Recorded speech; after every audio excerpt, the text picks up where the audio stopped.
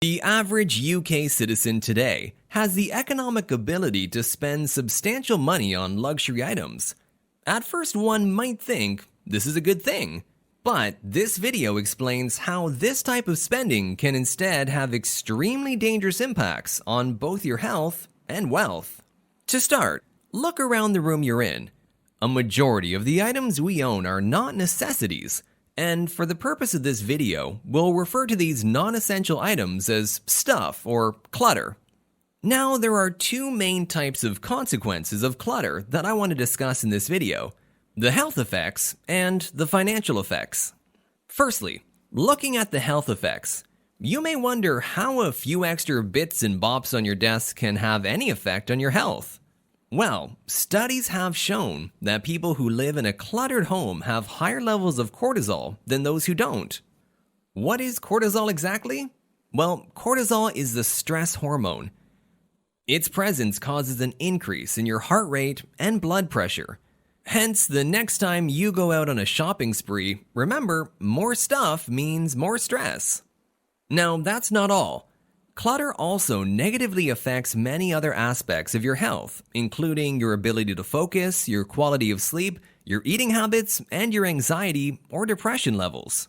These effects can then also have further secondary effects.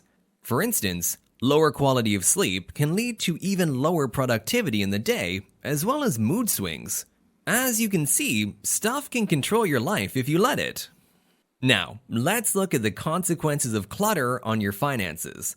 The issue in this area starts with the fact that most people follow the societal norms of what one should own in order to fit in. In other words, most people let society tell them how to live. This leads to the accumulation of lots of stuff that you don't really need, want, or use. Let's focus on clothes as an example. The average person in the UK has 127 items in their wardrobe, with even more for higher income individuals. Of these items, a study found that in a year, up to 73% of these clothes items were not even worn once. This means that some people only wear a quarter of their clothes more than once a year. In other words, up to 3/4 of your expenditure on clothing could be on items you very rarely use. Clearly, the average UK citizen should try to buy clothes as well as other items much more thoughtfully, as they'll not only improve their finances, but they'll also improve their mental health, as discussed earlier.